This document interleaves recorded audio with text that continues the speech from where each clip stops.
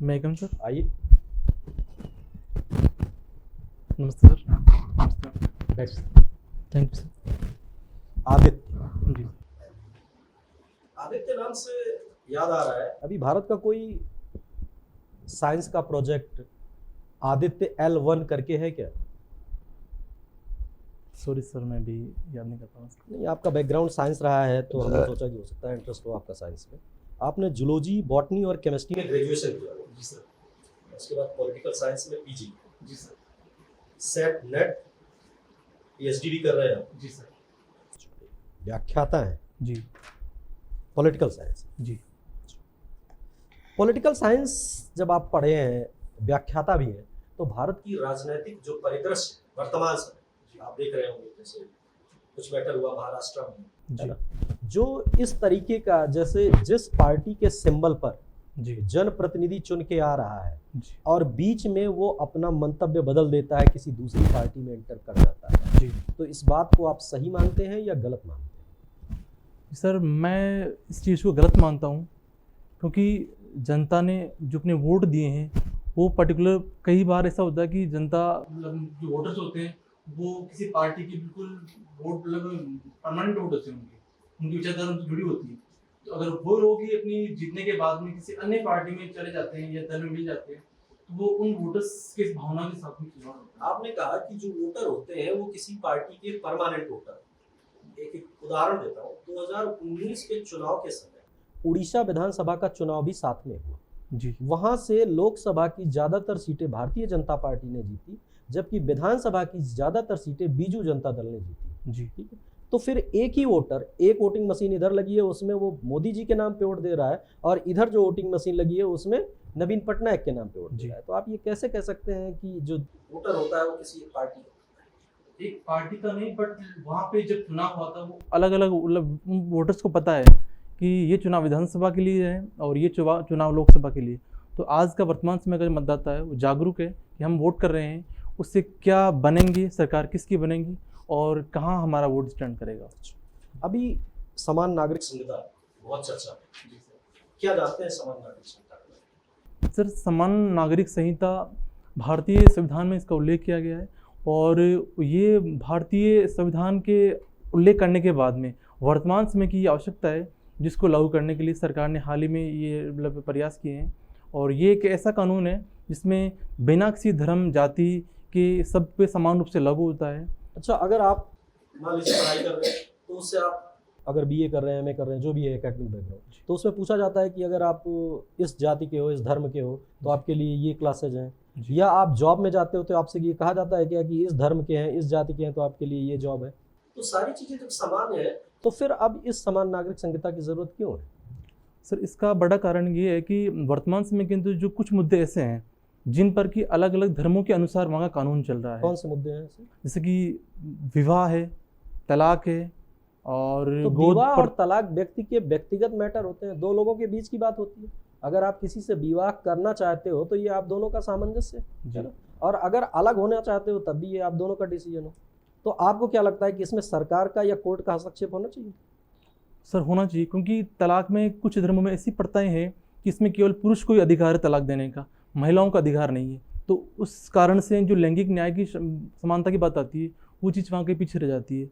और जो 3 तलाक का इशू होता है, इसमें कि पुरुष अगर 3 बार तलाक तलाक बोल दे तो उससे महिलाएं को अलग कर सकता है, तो उससे पूरे जीवन भर महिलाओं को दुख झेलना पड़ता है। बच्चों को किस तरह वो सर्वाइव करती है वो चीज़ें मायने रखती है। तो 3 तलाक को तो अभी बैन किया गया है ना? जी सर। तो अब इसके बारे में आप इसका एग्जांपल लेके आप चीज़ों को आगे नहीं बढ़ा सकते? इसके अलावा भी सर चीज़ें हैं कि मान लो जो महिलाएं हैं वो गोद नहीं ले सकती, मुस्लिम महिलाएं हैं, वो भी एक बड़ा इशू है। अच्छा। संपत्ति का बंटवारा, संपत्ति में कोई उनको रोल नहीं होता है। और जो पारसी महिलाएं होती है उनको भी कुछ चीज़ें मतलब शादी करने के बाद में वो उनका धर्म चीज़ों को मान नहीं सकती है। पारसी जो धर्म की कम्युनिटी है उनको मान नहीं सकती, किसी अन्य से शादी करती है। विशेष में आपका शीत युद्ध में इंटरेस्ट है? जी सर। शीत युद्ध किसे कहा जाता है, उसको शीत युद्ध कहने का रीजन क्या है? सर, शीत युद्ध सेकेंड वर्ल्ड वार के बाद में जब विश्व युद्ध खत्म हो गया था, द्वितीय विश्व युद्ध, तब अमेरिका, संयुक्त राज्य अमेरिका और संयुक्त यूएसएसआर, सोवियत संघ, रूस, उन दोनों के मध्य वर्चस्व की लड़ाई के अंदर ये चीज़ सामने आई, जो दोनों अपने अपनी विचारधाराओं को विश्व में फैलाने का प्रयास कर रहे थे। तो इसको शीत युद्ध क्यों कहा जाता है? इसीलिए कहा जाता है क्योंकि ये युद्ध पर्टिकुलर जैसे कि युद्ध की तरह नहीं हुआ, बल्कि विचारों की लड़ाई थी, अफवाहों के माध्यम से तनाव संघर्ष उसमें दोनों देशों के मध्य रहा 1945 से लेकर इस 1993 शीत तक। युद्ध का अंत वो कौन सी घटना है जिससे माना जाता है कि इसके बाद जो अमेरिका और रूस के बीच में शीत युद्ध चल रहा था ये समाप्त हो गया? तो सोवियत संघ के विघटन के बाद में ये माना गया है कि जो शीत युद्ध है उसका अंत हो चुका है। सोवियत विघटन आप बात की, जी। सोवियत जहाँ पे बात आती है सोवियत विघटन की, वहाँ दो शब्द आते हैं, एक पेरेस्ट्रोइका आता है, एक ग्लासनोस्त आता है। जानते हो दोनों शब्दों का क्या है? एक नीति का है पेरेस्ट्रोइका मतलब पुनर्गठन करना, और एक का नाम है खुलापन। उनको जो नीतियां थी सोवियत संघ की, उन नीतियों में खुलापन लाया गया। पहले वो केवल अपने देश तक ही सीमित थी और सब कुछ सरकार के अंडर में था, व्यक्ति को निजी रहने का कोई अधिकार नहीं, सब कुछ सार्वजनिक था। इस कारण से गोर्बाचेव ने ये दोनों नीतियां लाई थी। आदित्य,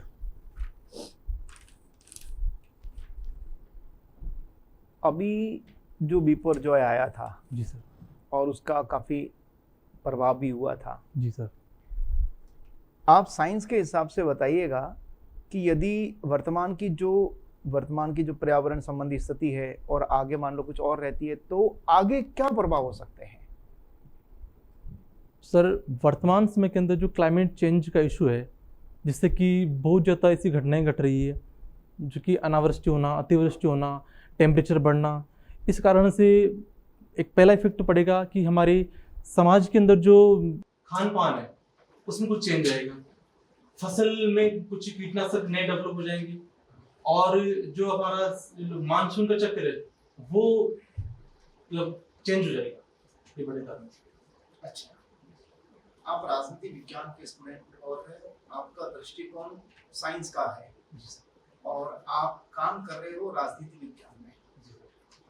अभी जो योग दिवस मनाया गया विदेश में मोदी जी ने, तो उसके क्या मायने हैं? क्या वो भारत में नहीं मना सकते भी? सर, योग दिवस भारत की जो संस्कृति है उसका एक बहुत ही बड़ा परिचय है, और उसको मोदी जी ने अपनी अमेरिका यात्रा के अंदर न्यूयॉर्क में यूनो सभा में वहाँ पे यूनो में मनाया। उसका बड़ा कारण ये है कि भारत का एक सॉफ्ट पावर है, इसको पूरे विश्व में फैलाने का उन्होंने एक आइडिया उन्हें आया, और पूरे विश्व के लोगों ने अमेरिका में वहाँ देखा कि योग किस तरह मनाते हैं, ये भारत की संस्कृति का एक हिस्सा है, और वो लोग उनसे तो जागरूक योग क्या उसको आप किसी समाज का या संस्कृति का हिस्सा मानते हैं, या पूरी तरह से वो विज्ञान है इसलिए नहीं सर, वो धर्मनिरपेक्ष है योग? सर, योग पूरी तरह से धर्मनिरपेक्ष है, उसमें किसी धर्म या समाज का इसमें ये मतलब टेंडर नहीं कि ये समाज ये मेरा है या ये योग इस धर्म का है। भारतीय संस्कृति का एक हिस्सा है जो कि प्राचीन काल से चला आ रहा है, तो योग पूरे भारतीय समुदायों का एक ये मतलब अच्छा, आप एक स्कूल व्याख्याता भी हैं। जी सर। बच्चों को पढ़ाते समय सबसे बड़ा चैलेंज क्या आता है जिसमें आपको प्रशासन के साथ में भी फेस करना पड़ता है और आम आदमी के साथ भी आप फेस करते हो? क्या चुनौती क्या है सबसे बड़ी? सर, मुझे लगता है कि पढ़ाते वक्त बच्चों के साथ में एक चुनौती ये होती है कि हम क्लास में बच्चों को पढ़ा लेते हैं, बट उसका घर पे गांव में ऐसा माहौल नहीं मिल पाता है कि वो उसको रिवाइज करे या उसके प्रति ज़्यादा जागरूक रहे। जहाँ तक देखते हैं सिटी में बच्चे अपने माहौल में इतने घुले होते हैं कि वो घर आकर भी पढ़ाई करते हैं, बट गांव में ऐसा माहौल नहीं है। और जहाँ प्रशासन की बात है कि प्रशासन की ओर से भी वहाँ प्रयास किए जाते हैं कि समय समय पर कि किस तरह बच्चों को आगे बढ़ने के लिए मोटिवेट करें, और जो भी कार्यशालाएं होती है, जो भी सरकारी स्कीम्स होती है, उनमें जब बड़े अधिकारी आते हैं तो वो पढ़ाई के बारे में बच्चों को जागरूक जरूर करते हैं। एक शिक्षक जो है उसको विशुद्ध रूप से शिक्षक की प्रकृति के हिसाब से उसको पढ़ाई करवानी है जी, लेकिन सरकार इतने काम उसको दे देती है कि पढ़ाई गौण हो जाती है और बाकी चीजें प्रायोरिटी में हो जाती है। तो इसको आप किस नज़र से देखते हैं? सर, मैं ये देखता हूँ कि कुछ चीज़ें ऐसी है जो एक शिक्षक होने के नाते जो मुख्य उनका जो लक्ष्य है, जो काम है, वो उनका प्रायोरिटी में होना चाहिए। जो बाकी और चीज़ें हैं मेरे ख्याल से वो गौण होनी चाहिए, ना कि और चीज़ों को अपन तो मेन फिर करें। सरकार तो कहती है वो भी आपका दायित्व है। जी तो सर, क्या दायित्व की रेंज बढ़ानी चाहिए या घटानी चाहिए? सर, मुझे लगता है कि एक शिक्षक होने के नाते मैं ये कहना चाहूँगा कि जो अन्य कार्य हैं उनको मेरे ख्याल से घटानी चाहिए, कम करनी चाहिए, और उनका मुख्य जो काम है शिक्षण कार्य कराना, वही उनको देना चाहिए। ठीक आदित्य, जी मैम। आपने ग्रेजुएशन साइंस सब्जेक्ट्स में की, जी मैम। पोस्ट ग्रेजुएशन आपने ह्यूमैनिटीज के सब्जेक्ट में कर ली और उसके बाद आपने उसी सब्जेक्ट को फर्दर कंटिन्यू किया, जी जबकि आप शायद ये बात जानते भी होंगे और बहुत अच्छी तरह मानते भी होंगे कि 11th 12th और ग्रेजुएशन किसी सब्जेक्ट का बेस होता है। बिना बेस को स्ट्रॉन्ग करे आपने पीजी करके कैसे परफॉर्म किया? मैम, मैं जब कॉलेज की मैंने, तब मैम मुझे पता चला कि मुझे प्रशासन क्षेत्र में जाना चाहिए था। और जब मुझे अपनी पारिवारिक स्थिति पर ध्यान था मुझे कि मुझे पहले जॉब चाहिए थी, तो मैंने सर बीएससी करने के बाद में मेरा बीएड में नंबर आ चुका था 2008 के अंदर, तो मैंने पहली प्रायोरिटी जॉब को दी। तो आपको ऐसा लगता है कि प्रशासनिक सेवाओं में साइंस वाला बच्चा नहीं जा सकता?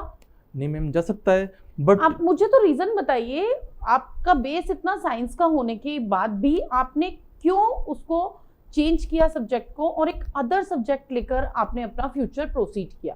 मैम, जब मैंने 2008 में बीएड किया तब मेरी पहली प्रायोरिटी थी कि मुझे जॉब लगना है। आपने बीएड कौन से सब्जेक्ट में करी? मैम, मैंने केमिस्ट्री और जनरल साइंस। ओके। तो मैम, जब मैंने बीएड करने के बाद में तैयारी करी सेकंड ग्रेड की, तब मुझे राजस्थान जीके पढ़ना पड़ा, इंडियन पॉलिटी पढ़नी पड़ी, तब मुझे इंटरेस्ट जगा कि मैं इस पॉलिटिकल में अच्छा परफॉर्म कर सकता हूँ। और जॉब लगने के बाद में जो एमएससी होती है वो रेगुलर उसमें नहीं होती थी मैम। तो Okay. फिर मैंने आरएस का जब दिया तो मुझे लगा कि ये अच्छा सब्जेक्ट है और मैं अच्छा परफॉर्म कर सकता हूँ इसके अंदर। Very nice. आप कौन सी क्लासेस को डील कर रहे हैं अभी? 11th और 12th। 11th और 12th को जी मैम। पढ़ाते हैं आप। तो जब आपने बीएड करके बीएससी बीएड करके दिया होगा तो आप सीधे 11th 12th के लिए ही अपॉइंट नहीं हुए? मैम, 2011 में मैम सेकंड ग्रेड के लिए था मैं, तब Okay. 6 से लेकर 10 तक ही साइंस पढ़ाता था मैं। फिर आप second प्रमोट हुए हैं? 16 से मैम प्रमोट हुआ मैं। आप प्रमोट हुए जी हैं। मैम। चलिए, मैं आपको पहले एक सिचुएशन देती हूँ। जी मैम। आप अभी 11th 12th के टीचर हैं, जी किसी गर्ल का 11th क्लास की किसी गर्ल का 12th क्लास के किसी लड़के ने, जी मैम। कोएड स्कूल है, वीडियो बनाकर, थोड़ा पर्सनल वीडियो बनाकर वायरल कर दिया है जी मैम। और क्लास के सभी बच्चों के पास वो वीडियो पहुंच चुका है। जी मैम। लड़की सुसाइड करने की बात तक आ गई है क्योंकि वो बहुत परेशान है और डिप्रेशन में चली गई है, अपने पेरेंट्स को भी नहीं बता पा रही है। जी मैम। ये पूरी सिचुएशन है और आप एक टीचर हैं जिससे ये बारे में पता है। जी आप इस चीज को कैसे हैंडल करेंगे, किस तरीके से इस चीज को संभालेंगे? मैम, मैं पहले तो गवर्नमेंट स्कूल के अंदर मोबाइल होता है बिल्कुल अलाउ ही नहीं होता है कि किसी कोई बच्चा स्कूल के अंदर मोबाइल लेकर आए। मैं आपको ये सिचुएशन दे रही हूँ कि ये हो गया है। जी मैम। ओके, लेकर आएगा नहीं आएगा, दिस इज नॉट डन। जी। वो हो चुका, बन चुका है, वायरल हो चुका है। और मैंने ये नहीं कहा कि स्कूल में बना है, जी मैम। मैंने आपको बोला एक वीडियो बनाया है 12th क्लास के लड़के ने 11th क्लास की लड़की का। जी। आप मुझे सिचुएशन को बताइए कि वो लड़की बिल्कुल डिप्रेशन में जा चुकी है, she is now ready for committing suicide. आप इसे बीइंग अ टीचर कैसे हैंडल करेंगे, कैसे रोकेंगे उस वीडियो को वायरल और ज़्यादा होने से?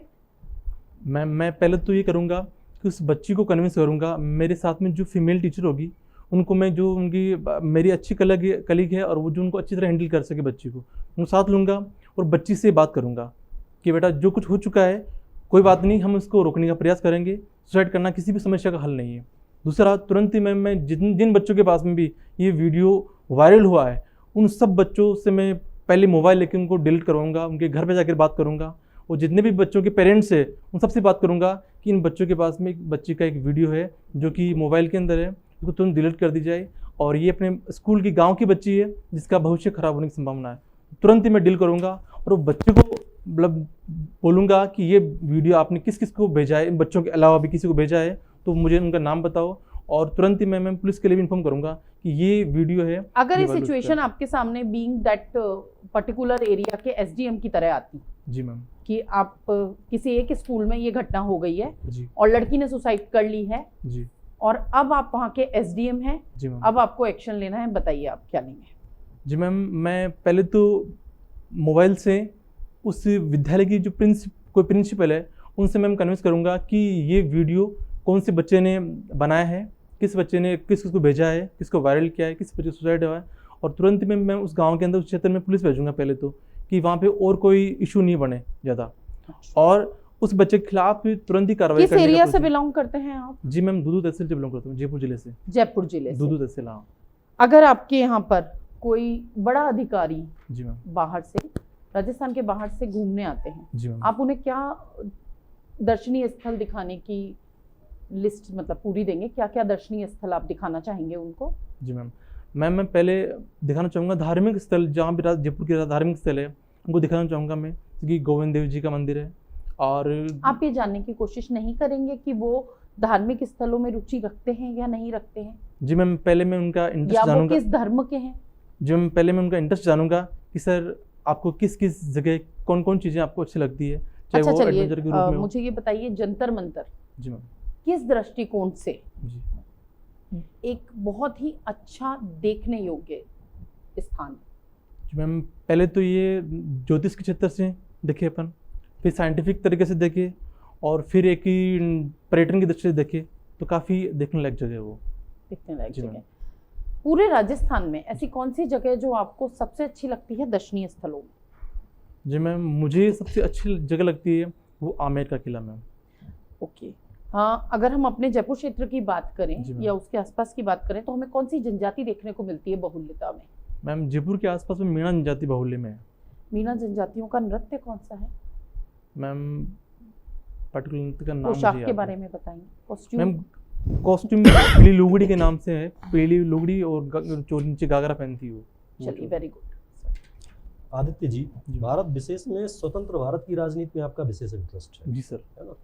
स्वतंत्र भारत की जो राजनीति है 1947 के बाद से किस समय तक का काल राजनीतिक केंद्रीकरण का काल कहा जाता है, और उसके बाद कब का काल राजनीतिक विकेंद्रीकरण का काल कहा? सर 1947 से अपन अगर मान लो इसको डिवाइड करें अपन, तो 77 तक का मानते अपन काल कि ये राजनीतिक केंद्रीकरण का काल है, जबकि केंद्र और राज्यों के राजनीतिक केंद्रीकरण का काल इसे क्यों कहा जाता है? इसका बड़ा कारण ये है कि दोनों जगहों पर केंद्र में और राज्यों में अधिकतर राज्यों के अंदर कांग्रेस की एक ही पार्टी की सरकार थी, इस कारण से ये माना जाता है कि ये केंद्रीकरण का काल है। अच्छा। और 77 के बाद में राज्यों के अंदर और केंद्र के अंदर भी अन्य अलग अलग दलों की सरकार बनी, तो जिससे कि उन राज्यों को भी मतलब पावर्स मिली, तो उसे सत्ता का विकेंद्रीकरण माना भारत में जो डेमोक्रेटिक सेटअप है जी। उसका जो लक्ष्य है राजनीतिक केंद्रीकरण की राजनीति का विकेंद्रीकरण, क्या लक्ष्य है? गया। इसका लक्ष्य है राजनीतिक विकेंद्रीकरण करना। तो पहले का दौर ज़्यादा अच्छा मानते हैं या 77 के बाद का दौर ज़्यादा अच्छा मानते हैं?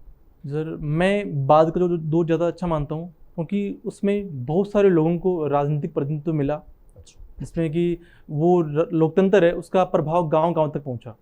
भारत के अभी तक के जो ज्ञात प्राइम मिनिस्टर हुए हैं, दो ऐसे प्रधानमंत्री बताइए जिनसे आप सबसे ज़्यादा प्रभावित हुए। सर वैसे तो हर प्रधानमंत्री अपने आप में बहुत ही एक प्रसिद्ध हस्ती है, बट अगर आप उनका दो का नाम मैं बताना चाहूँगा तो पंडित जवाहरलाल नेहरू और doctor Manmohan Singh ji. Doctor Manmohan Singh ji sir. आपने दो लोगों का नाम लिया, मनमोहन सिंह जी का। जी जैसे पंडित जवाहरलाल नेहरू है, इनके समय में चाहे वो पंजाब रहा हो चाहे केरला रहा हो, वहाँ पे एक डेमोक्रेटिक आधार पे चुनी हुई सरकारों को बर्खास्त किया है, जी जबकि वो राजनीति का एकदम इनिशियल काल था भारत में। जी। आप मानते हैं कि पंडित जवाहरलाल नेहरू का ये कदम सही था? सर उस समय की तात्कालिक स्थिति के बारे में ये कुछ कारण हो सकते हैं कि उस समय क्या रीज़न रहा होगा कि इस वहाँ की सरकार को मतलब हटाया गया, बट मैं ये मानता हूँ कि ऐसा सर नहीं होना चाहिए था। ऐसा क्या रीजन है कि पंजाब में आप देख रहे होंगे लेटेस्ट में अभी, जी है ना, जैसे पंजाब में जो खालिस्तान समर्थक लोग हैं जी उनका एक केंद्र बन के पिछले काफ़ी समय से कनाडा उभर रहा है। जी। तो क्या कनाडा और भारत के संबंधों का इस पे कोई विपरीत प्रभाव पड़ेगा कि नहीं पड़ेगा? बिल्कुल पड़ेगा। और कि रीजन क्या है कि ये खालिस्तानी जो समर्थक लोग हैं ये जी। कनाडा में इनका एक सॉलिड बेस बनता जा रहा है? इसका सर बड़ा कारण ये है कि पंजाब के अंदर मतलब सॉरी कनाडा के अंदर पंजाब के लोगों की बहुल्यता है, और यहाँ के जो भी खालिस्तान समर्थक लोग हैं वहाँ उस चीज़ को हवा देते हैं। यहाँ पे उन लोगों को इतनी मतलब अपॉर्चुनिटी नहीं मिल पाती है कि वो खालिस्तान को प्रमोट करे या इस इश्यू को बढ़ाए, बट वहाँ इस चीज़ को बढ़ा रहे हैं वो लोग। अच्छा, जैसे मान लो पंजाबी ग्रुप है, जी ये खालिस्तान मांगते हैं कि नहीं हमें चाहिए, जी। तो ऐसे जैनिज्म है, बौद्धिज्म है, क्रिश्चियनिटी है ईस्टर्न में पूरा उनका है, या मान लो मुस्लिम्स भी है, तो वो तो नहीं मांग करते कि हमें अलग से एक देश बना दिया जाए। जी। क्या रीजन है कि केवल यही लोग ज़्यादातर प्रॉब्लम क्रिएट कर रहे हैं कि नहीं? इसका सर मेरे ख्याल से धर्म से जुड़ा मुद्दा हुआ है, क्योंकि जब भारत का डिवाइडेशन हुआ था तब जिस तरह पाकिस्तान एक धर्म के आधार पर डिवाइड बना, उस समय मेरे ख्याल से कुछ लोगों के मन में ये था कि हमारे लिए भी धर्म के बेस पर एक नया राज्य बनना तो चाहिए। ये जैनियों के मन में और बौद्धों के मन में या क्रिश्चियनों के मन में ये बात क्यों नहीं आई कि हाँ भाई हमारे लिए भी एक कंट्री बने? जब मान लीजिए मुस्लिम्स के लिए एक सेपरेट कंट्री बन रही है और जो पंजाबी कल्चर है वो कह रहे हैं कि हमें भी चाहिए, तो जी। जैनिज्म, बौद्धिज्म या क्रिश्चियनिटी के अंदर ये भावना क्यों नहीं है? उन लोगों में सर मेरे ख्याल से यही कारण हो सकता है कि एक बेसिक जगह है, जहाँ पर्टिकुलर कोई जगह है वहाँ स्पेसिफाई नहीं है। वो लोग पूरे भारत के अंदर वो लोग अलग अलग जगह पर रहते हैं, ये स्पेसिफिक बहुल्यता में नहीं है। तो ये- प्रेजेंटली में तो आप देखेंगे ईस्टर्न के हमारे बहुत से स्टेट हैं जहाँ पे क्रिश्चियनिटी बाहुल्य है। जी, तो सर वहाँ पे धर्म के नाम पे नहीं कर रहे हैं, बट वो अपनी जनजाति के नाम पर तो मांग कर ही रहे हैं मेरे ख्याल से।